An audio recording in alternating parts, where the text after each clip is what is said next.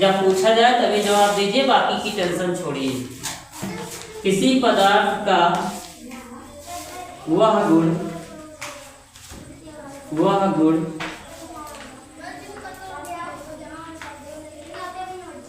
जिसके कारण उसमें चुंबकीय या विद्युतीय गुण उत्पन्न हो जाता है, आवेश कहलाता है। क्या कहलाता है? आवेश।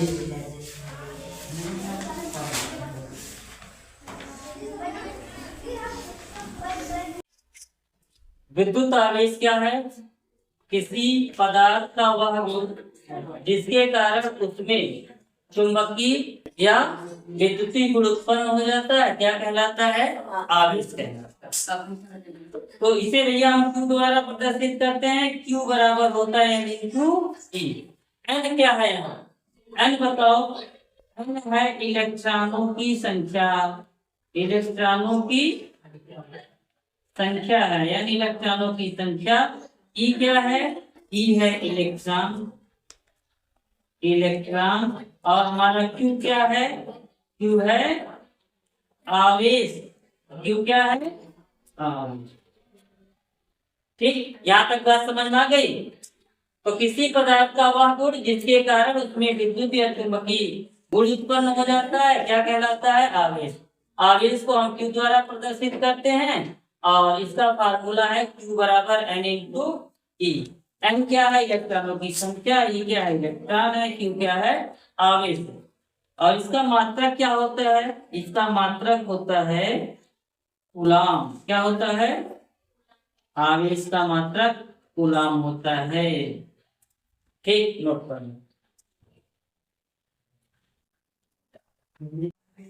किसी पदार्थ का वह गुण जिसके कारण उसमें चुंबकीय या विद्युतीय गुण उत्पन्न हो जाता है, क्या कहलाता है? आवेश कहलाता है। आवेश को हम क्यू द्वारा प्रदर्शित करते हैं। आवेश को कैसे लिखते हैं? आवेश को क्यू द्वारा प्रदर्शित किया जाता है। आवेश को क्यू द्वारा प्रदर्शित किया जाता है। इसका जो फार्मूला होता है क्यू बराबर वो होता है -1.6 इंटू 10 की पावर -90 कूलम। और प्रोटॉन का जो आवेश होता है वो होता है +1.6 इंटू 10 की पावर -90 कूलम। और न्यूट्रॉन का जो आवेश होता है वो 0 होता है। न्यूट्रॉन प्रोटॉन कहाँ होते हैं? नाभिक में। इलेक्ट्रॉन क्या करता है? नाभिक के चारों ओर क्या करता है? चक्कर लगाता है। ठीक है, तो इसी इलेक्ट्रॉन और प्रोटॉन से ही आवेश उत्पन्न होता है। कभी आपने सोचा है केवल धातुओं में ही क्यों विद्युत धारा उत्पन्न होती, इसमें विद्युत धारा क्यों उत्पन्न नहीं होती? तो धातु में विद्युत धारा क्यों उत्पन्न होती है? क्योंकि इसमें मुक्त इलेक्ट्रॉन पाए जाते हैं। क्या पाए जाते हैं? मुक्त इलेक्ट्रॉन पाए जाते हैं। ठीक है, तो यहाँ तक ये समझ गए तो हमने बताया है। पहले इसको मिटाता हूँ, समझ रहे हो ना? इसको मिटा दे रहा हूँ, आगे बढ़ रहा हूँ, आप समझेंगे। आवेश दो प्रकार के होते हैं। आवेश कितने प्रकार के होते हो? आवेश दो प्रकार के होते हैं। नंबर 1 हमारा होता है धनावेश। कौन आवेश होता है? धनावेश। नंबर 2 होता है हमारा ऋणावेश। धनावेश को हम कहते हैं पॉजिटिव चार्ज। Positive charge. और ऋणावेश को हम कहते हैं निगेटिव चार्ज। आवेश दो प्रकार के होते हैं। धनावेश होता है एक ऋण। देखो कब धनावेश होता है, कब ऋणावेश होता है। मान लो एक ये पदार्थ है हमारे पास, ये दो पदार्थ है हमारे पास, ठीक है। इस पदार्थ में धनावेश ऋणावेश, धनावेश ऋणावेश, धनावेश ऋणावेश। अब इस पदार्थ में भी धनावेश ऋणावेश, ऋणावेश धनावेश, धनावेश और ऋणावेश। तो देखो इसमें जितनी संख्या धनावेश की है उतनी संख्या कितने ऋणावेश, और इसमें भी जितनी संख्या धनावेश की है उतनी संख्या ऋणावेश की है। इस कंडीशन में ये जो पदार्थ है ये क्या होगा, उदासीन। क्या होगा, उदासीन होगा। मतलब इसमें कोई भी आवेश उत्पन्न नहीं होगा। अगर इलेक्ट्रॉनों और प्रोटॉनों की संख्या बराबर है तो उस पदार्थ में कोई भी आवेश उत्पन्न नहीं होगा और वो होगा उदासीन, उदासीन रहेगा। अब हम इन दोनों का करा देते हैं घर्षण। क्या करा दें, घर्षण। मान लें इनका दोनों लोग का हम घर्षण कर दें, एक दूसरे को रगड़ दें। जैसे आप बालों को रगड़े किसी कंघी पर, तो कागज के पास ले जाएंगे तो कागज को कंघी क्या करने लगती है, आकर्षित। कागज को कंघी क्या करने लगती है, आकर्षित खींचने लगती है। जब भी कंघी आप प्रैक्टिकल करेंगे तो देखेंगे।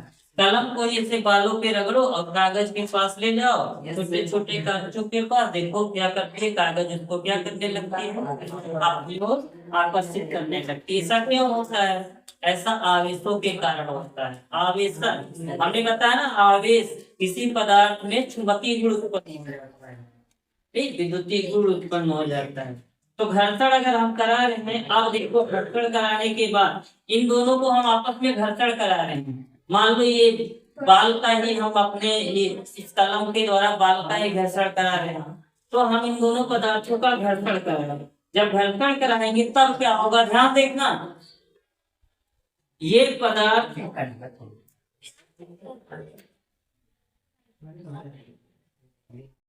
इसमें धनावेश 3 है, इसमें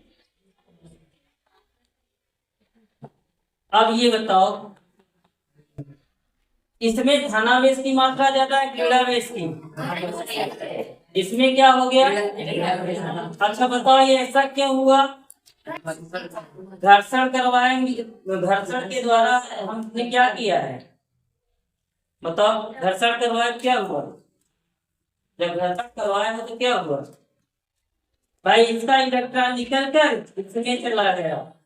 जब हम दोनों पदार्थों का घर्षण करवाए हैं तो एक पदार्थ का कुछ इलेक्ट्रॉन निकलकर दूसरे पदार्थ में, अब जिसमें इलेक्ट्रॉन गया उसमें माइनस आयन की मात्रा अधिक हो गई, तो ये क्या हो जाएगा, ऋणावेशित हो जाएगा। क्या हो जाएगा, ऋणावेशित। भाई ऋण की मात्रा अधिक है और इसमें देखो एक इलेक्ट्रॉन निकलेगा तो इसमें प्लस आयन की मात्रा बढ़ गई, तो ये कौन सा आवेशन हो गया, धनावेशित हो गया, तो ये हो जाएगा धनावेशित। समझ में आई बात, समझ में आ गई बात, कोई दिक्कत तो नहीं है।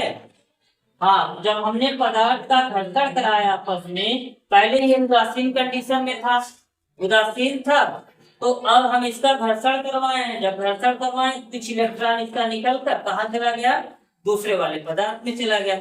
जिसमें गया वो ऋणावेशित हो गया और जिससे निकला वो क्या हो गया, मतलब इसमें देखो किस आयन की मात्रा बढ़ गई, प्लस आयन, और इसमें किस आयन की मात्रा, जिसमें ऋण आयन हो जाएगा ऋणावेशित। इससे क्या समझ में आया बताओ,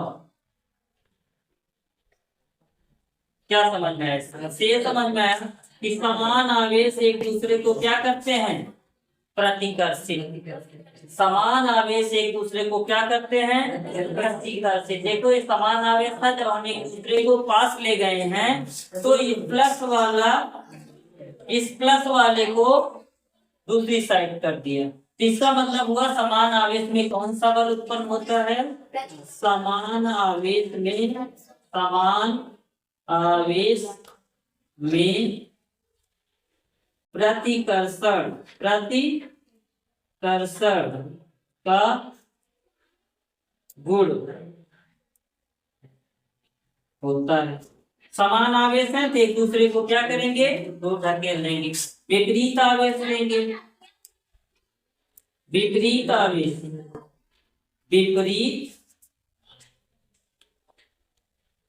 विपरीत आवेशों में क्या होता है? विपरीत आवेश में आकर्षण का गुण होता है। कौन सा गुण होता है? आकर्षण, आकर्षण का गुण होता है। समान आवेश में प्रतिकर्षण का और विपरीत आवेश में कौन सा गुण होता है? विपरीत आवेश में समान आवेश में प्रतिकर्षण का, विपरीत आवेश। विद्युत धारा क्या होता है? इलेक्ट्रिक करंट क्या होता है समझेंगे। विद्युत धारा, इलेक्ट्रिक करंट, विद्युत धारा। अभी आपने आवेश पढ़ा, आवेश क्या होता है आपको पता चल गया। अब जैसे मान लो ये कोई चालक है। क्या है? चालक, चालक मतलब कंडक्टर। चालक को क्या कहते हैं? कंडक्टर कहते हैं, कंडक्टर। ये कोई कंडक्टर है, चालक है। इस चालक में आप अभी ऐसे टच करेंगे तो कुछ एहसास नहीं होगा, लेकिन जब इसमें आवेश बहने लगे, माइनस आवेश या प्लस आवेश, जो आवेश होता है जब इस चालक में क्या करता है? गति करता है, तो इस चालक में उत्पन्न हो जाता है धारा।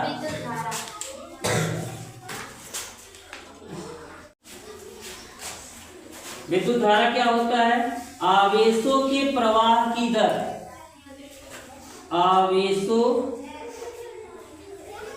के प्रवाह की दर क्या कहलाती है?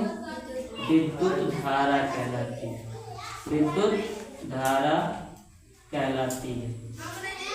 अर्थात कहने का मतलब ये है, अगर इसमें कोई आवेश है, वो आवेश इस पदार्थ में अगर गति करेगा तो इसमें धारा उत्पन्न होगी। अगर आवेश जो भी आपने पढ़ा है, कौन सा आवेश पढ़ा है? प्लस आवेश, धन आवेश और ऋण आवेश आपने पढ़ा है। तो अगर आवेश किसी पदार्थ में क्या करता है? गति करता है, तो उसमें क्या उत्पन्न होती है? तो यही बात बताया गया, आवेशों के प्रवाह की दर क्या कहलाती है? विद्युत धारा कहलाती है।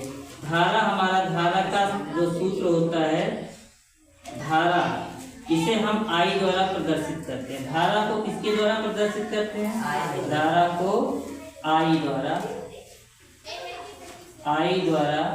प्रदर्शित करते हैं, I द्वारा प्रदर्शित करते हैं। धारा का सूत्र क्या होता है? धारा बराबर क्या होता है? हाँ? धारा बराबर आवेश बटे समय, आवेश बटे समय, आवेश बटे समय। धारा I से लिखा जाएगा, आवेश किससे लिखा जाएगा? Q से। समय किससे लिखा जाएगा? T से। I बराबर Q अपान T होता है। इसका मात्रक क्या होता है? कोई लड़का बताएगा? मात्रक इसका क्या है? इसका मात्रक होता है एम्पियर।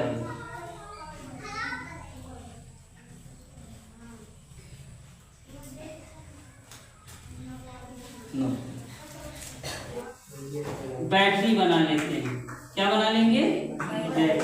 बैटरी का एक सिरा प्लस एक सिरा माइनस जुड़ा होता है, एक सिरा प्लस होता है, एक सिरा माइनस। अब इस परिपथ को हम पूरा करते हैं। यहाँ पर एक ये बल्ब लगा लेते हैं। क्या लगा लेंगे? बल्ब। ये बल्ब लगा देते हैं। यहाँ पर एक अमीटर लगा लेते हैं। यहाँ पर एक कुंजी लगा देंगे। चाहे तो आप प्रतिरोध वगैरह भी लगा सकते हैं।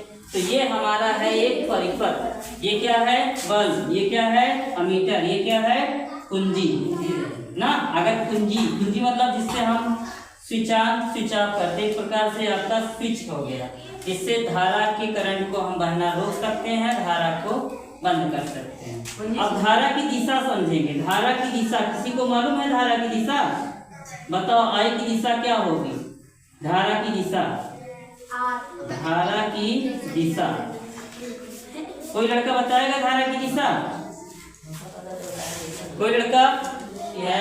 ये देखो प्लस है ना, प्लस से किस ओर की होती है? तो उच्च विभव से। धारा की दिशा होती है उच्च विभव से, उच्च विभव से निम्न विभव की।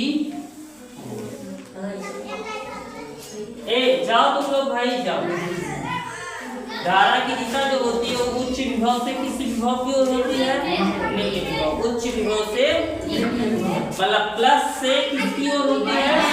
ऐसे प्लस से माइनस की ओर होती है। चिल्लाओ।